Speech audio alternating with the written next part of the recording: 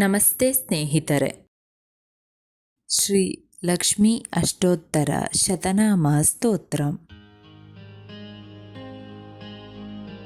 ದೇವ್ಯುವಾಚ ದೇವದೇವ ಮಹಾದೇವ ತ್ರಿಕಾಲಜ್ಞ ಮಹೇಶ್ವರ ಕರುಣಾಕರ ದೇವೇಶ ಭಕ್ತಾನುಗ್ರಹಕಾರಕ ಅಷ್ಟೋತ್ತರ ಶತಂ ಲಕ್ಷ್ಮ್ಯಃ ಶ್ರೋತುಮಿಚ್ಛಾಮಿ ತತ್ವತಃ.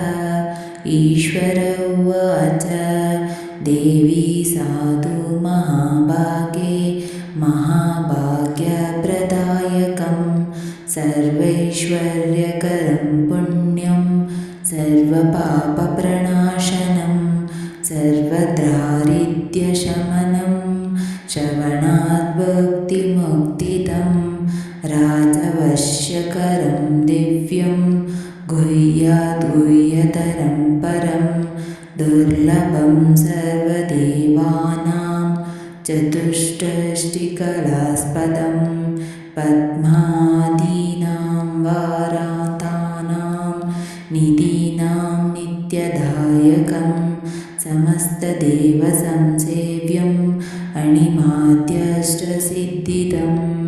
ಕಿಮತ್ರ ಬಹುನೋಕ್ತೇನ ದೇವಿ ಪ್ರತ್ಯಕ್ಷದಾಯಕಂ ತವ ಪ್ರೀತ್ಯಾದ್ಯ ವಕ್ಷ್ಯಾಮಿ ಸಮಾಹಿತಾಮನಶೃಣು.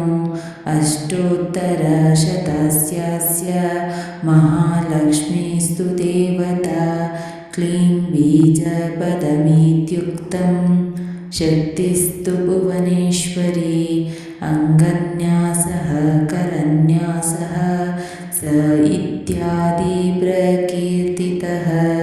ಧ್ಯಾನಂ ವಂದೇ ಪದ್ಮಕರಾಂ ಪ್ರಸನ್ನವದನಾಂ ಸೌಭಾಗ್ಯದಾಂ ಭಾಗ್ಯದಾಂ ಹಸ್ತಾಭ್ಯಾಮಭಯಪ್ರದಾಂ ಮಣಿಗಣ್ಯೈನಾನವಿದ್ಯೈಭೂಷಿತಾಂ ಭಕ್ತಾಭೀಷ್ಟಬಲಪ್ರದಾಂ ಹರಿಹರಬ್ರಹ್ಮಾದಿಭಿಃ ಸೇವಿತಾಂ.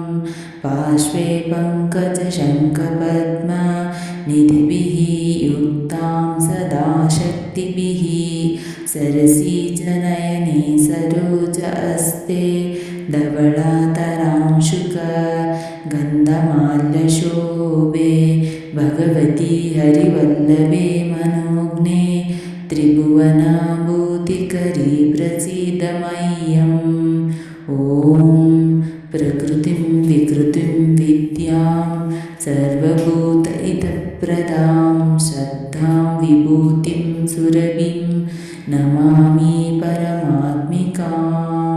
ವಾಚಂ ಪದ್ಮಾಲಯಾಂ ಪದ್ಮಾಂ ಶುಚಿಂ ಸ್ವಾಹಂ ಸ್ವದಾಂ ಸುಧಾಂ ಧನ್ಯಾಂ ಹಿರಣ್ಮಯೀಂ ಲಕ್ಷ್ಮೀಂ ನಿತ್ಯಪುಷ್ಟಾಂ ವಿಭಾವರಿಂ ಅದಿತಿಂ ಚ ದಿತಿಂ ದೀಪ್ತಾಂ ವಸುಧಾಂ ವಸುಧಾರಿಣಿಂ ನಮಾಮಿ ಕಮಲಾಂ ಕಾಂತಂ ಕಾಮಾಕ್ಷಿಂ ಕ್ರೋಧಸಂಭವಾಂ ಕಾಮಾಕ್ಷಿಂ ಕ್ರೋಧಸಂಭವಾಂ. ಅನುಗ್ರಹಪ್ರದಾಂ ಬುದ್ಧಿಮನಗಾಂ ಹರಿವಲ್ಲಭಾಂ ಅಶೋಕಮಮೃತಾಂ ದೀಪ್ತಾಂ ಲೋಕಶೋಕವಿನಾಶಿನೀಂ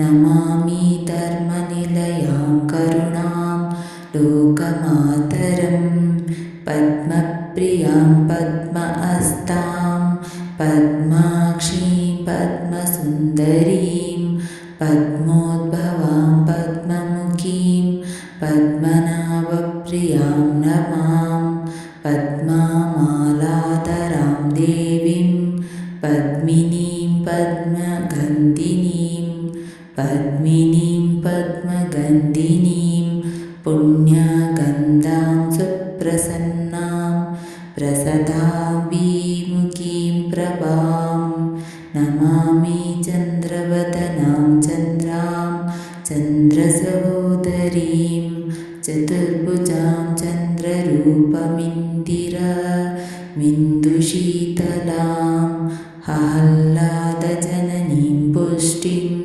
ಶಿವ शिवां शिवकरीं सतीं विमलां विश्वजननीं तुष्टिं दारिद्र्यनाशिनीं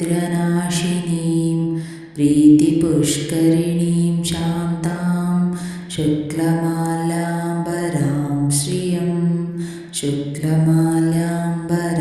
श्रियं भास्करीं बिल्वनिलयां वरारोहां यशस्विनीं वसुन्धरामुदाराङ्गां हरिणीं हेममालिनीं धनधान्यकरीं सिद्धिं स्तेना सौम्यां शुभप्रदां नृपवेश्मागतां नन्दां वरलक्ष्मीं वसुप्रदां शुभां हिरण्यप्राकारां समुद्रतनयां जयां नमामि मङ्गलां देवीं विष्णुवक्षस्थलस्थितां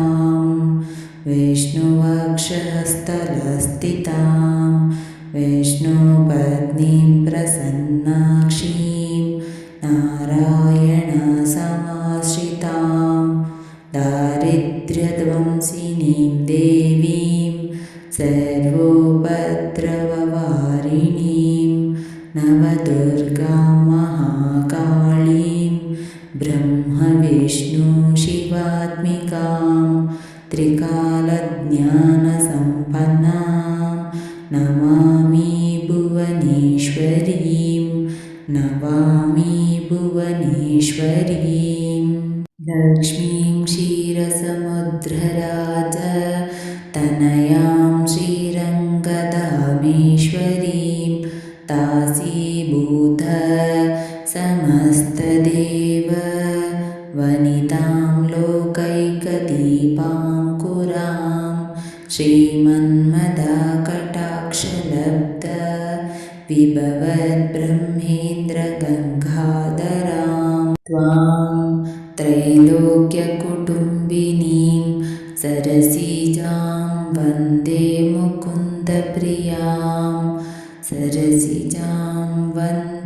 मुकुन्दप्रियां मातां नमामि कमलायताक्षी श्रीविष्णुरुत्कमलवासिनी विश्वमातः क्षीरोदजे कमलकोमला गर्भा गौरी लक्ष्मी प्रसीद सततं समतां शरण्ये त्रिकालं यो जपेत् विद्वान् षण्मासं विजितेन्द्रियः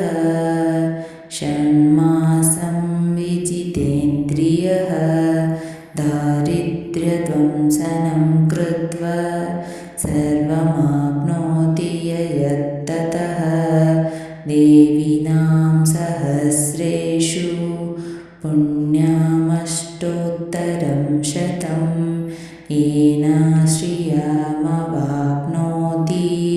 कोटिजन्मदरिद्रतः भृगुवारे शतं धीमान् पठेद्वत्सरमात्रकम् अष्टैश्वर्यमवाप्नोति कुबेर इव भूतले दारिद्र्यमोचनं नाम स्तोत्रमम्बा परं शतं येन श्रियमवाप्नोति कोटिजन्मदरिद्रतः भुक्त्वा तु विपुलान् भोगान् अन्ते सायुज्यमाप्नुयात् पात्रः काले पठे नित्यं सर्वदुःखोपशान्तये पठन्तु चिन्तायेद्देवीं सर्वाभरणभूषितां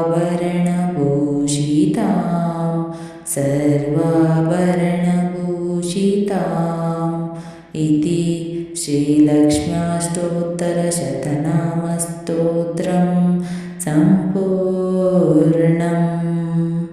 ಸ್ನೇಹಿತರೆ, ಈ ವಿಡಿಯೋ ಇಷ್ಟವಾದಲ್ಲಿ ಲೈಕ್, ಶೇರ್ ಆ್ಯಂಡ್ ಕಾಮೆಂಟ್ ಮಾಡಿ. ಮುಂದಿನ ವಿಡಿಯೋಸ್ಗಳಿಗಾಗಿ ಚಾನಲನ್ನು ಸಬ್ಸ್ಕ್ರೈಬ್ ಮಾಡಿ. ಧನ್ಯವಾದಗಳು.